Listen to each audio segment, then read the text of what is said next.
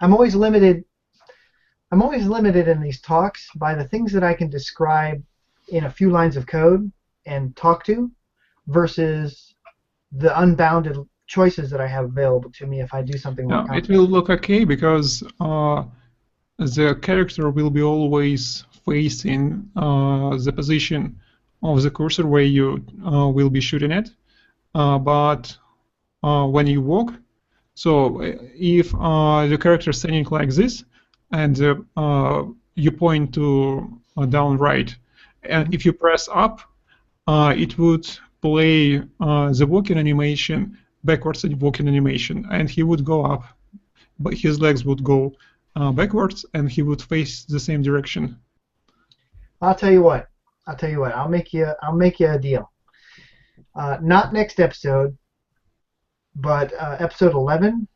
We should get into the point where we remap to a controller because we were going to do that. We've been using the mouse and the keyboard, but part of the ending process for this game was we were going to explore using the controller, the keypad, a D-pad controller, or a joystick. What am I trying to say here? Like a Xbox controller with twin joysticks. We were going to try to map that for this game to demonstrate the process of going from one controller type to another. When we do that, I will re-enable the code that allows omnidirectional shooting versus walking, and we'll see if we can make that work to see what it would look like. Okay. I'm not 100% convinced I'll be able to do it, but we'll see. Okay. So we're somewhere between. It sounds like both of you are somewhere between. Can we do it, and can we do it in a way that we can describe to people in 45 minutes? And the two may not match. So yeah, let's explore it and see what happens. I mean, maybe as Sergey says, maybe it's just. Sergey's right. I mean, he is right. Within the visual space of every frame of every animation that the walker has, the guy has, there's a way to transition from one to another seamlessly, or through a series of adjacent animation frames that would make it look right.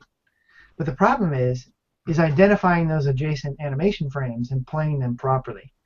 So there's different approaches you can take. You can take the approach that I've taken, which is to not do it at all, or you could take the next simplest, which is you simply play linear animations and you ignore the tween frames, and you hope that it doesn't look too jarring when you switch between them.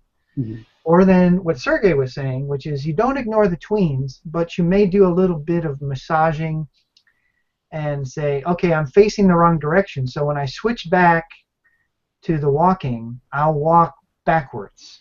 I'll play the opposing animation in the opposite direction, so it looks like he's walking backwards, even though I'm facing the other. So I'm facing one direction, but walking backwards, so it looks right. And then I think one layer beyond that would be to look at all of the frames and go, okay, I'm facing up, and I want to fire to the right.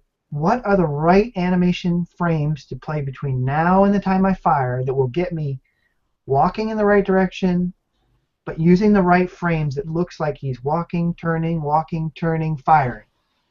So that's like the worst of all cases. And I would leave that kind of thing for the guy who made the original set, because he kind of knows what all the animation frames are. I'm sure there's a way to identify it. Yeah, that's like almost too far for me. That's an art programmer deal. You know what I'm saying? Right. Yeah, it needs to work in tandem with each other to decide on the final product. Yeah. Okay. So that's tiled terrain, chasing the player, and then. Let me show you one more piece of code. I know we're a few minutes over, but I really want people to look. Last week we talked about the chasing. I'm sorry, the move to and the move. Let me get the right names here. I'm going to confuse myself and everybody else. The moving algorithm. So last week it was called move to player and move to player 2. This week I want you to look at move to player, chase player, and chase and shoot player and compare them to last week's code that what we talked about. And what I want you to do is I want you to go into common, and I want you to find this little piece of code here called Common Enemy Distro. And I want you to look for Enemy Distro within the Enemy Manager and see how this table is used.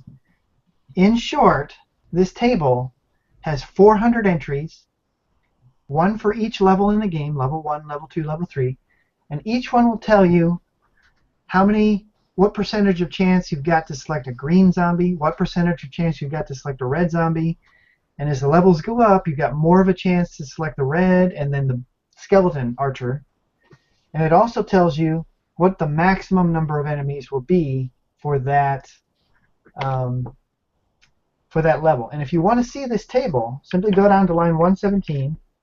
I've still got the SSK code in here. Run it. Bring up your console on this, and you're going to see a big dump off to the left, and then pause the game. And you can see, for example, that at level 313, you get a 33% chance to get a green zombie with a maximum of 100 enemies on the screen at a time.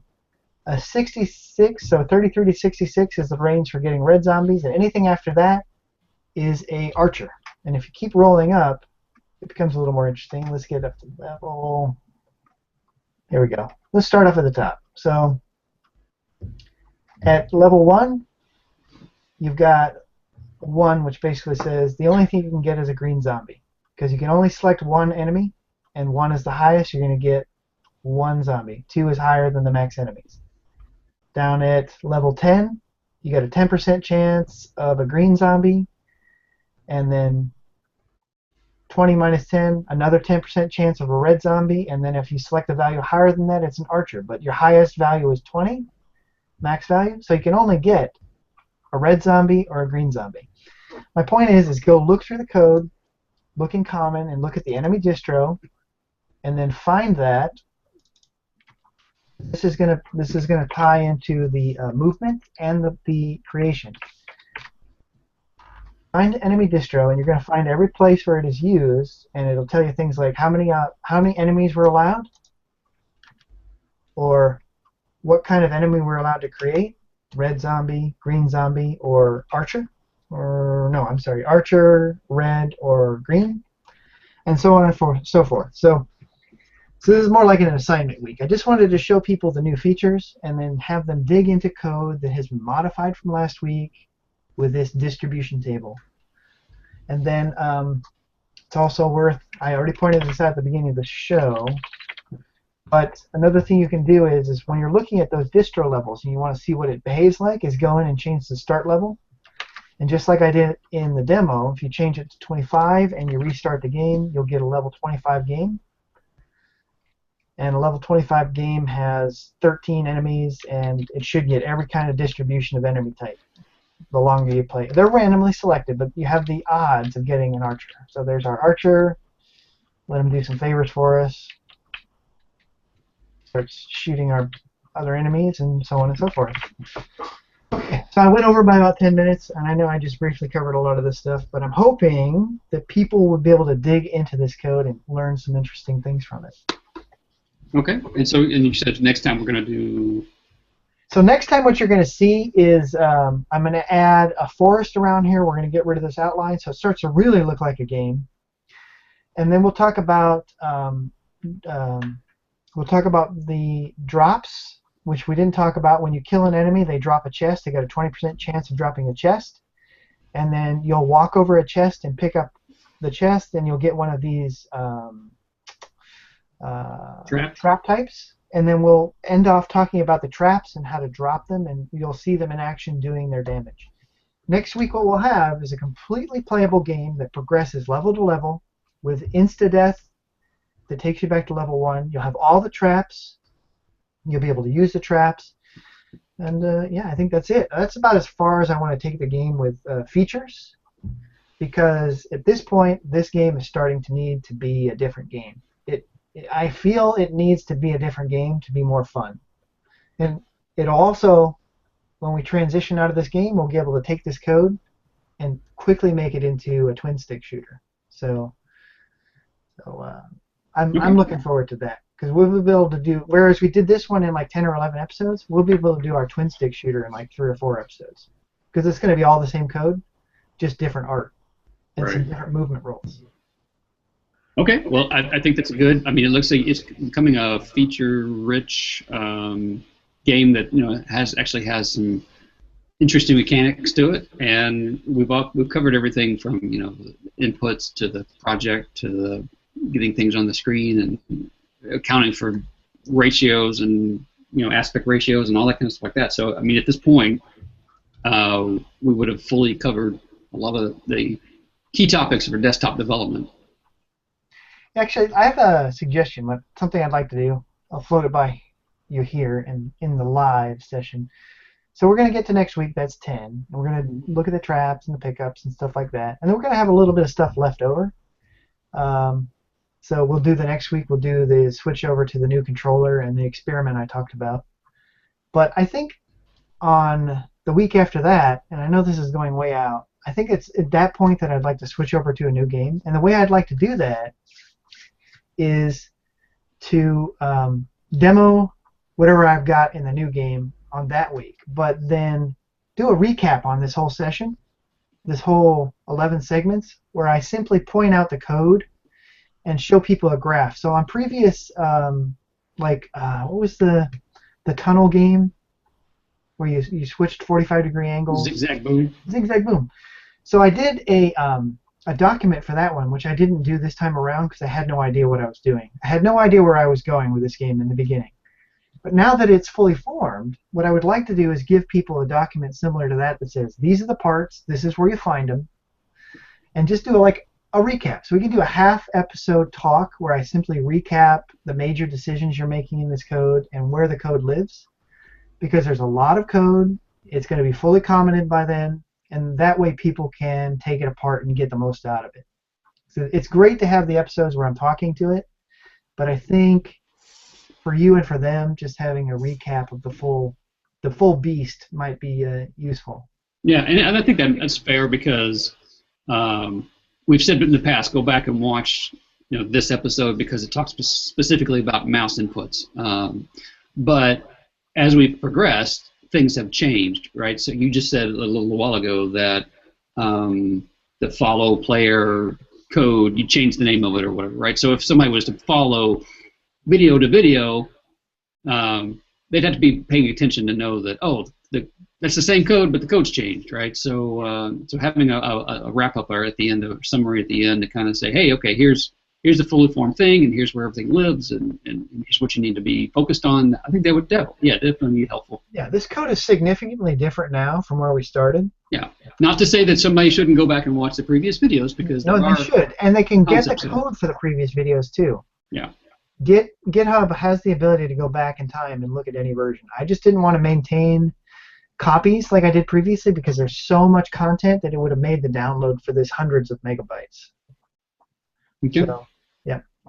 Okay. Well, I think this is good. I think we're headed in the right direction. So there you go. So next week we will talk about that. We'll look at, like Ed said, we'll look at force and pickups and traps and insta-death. Insta-death. Well, we've already got insta-death. I know. I just want to say insta-death. I think it's fun. I challenge you guys to play this game. I'm gonna commit it here shortly. But okay.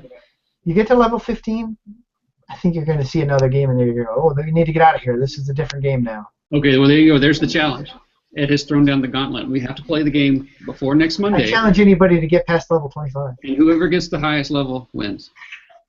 What they win, I don't know. But that's just the joy of knowing that they're at the top.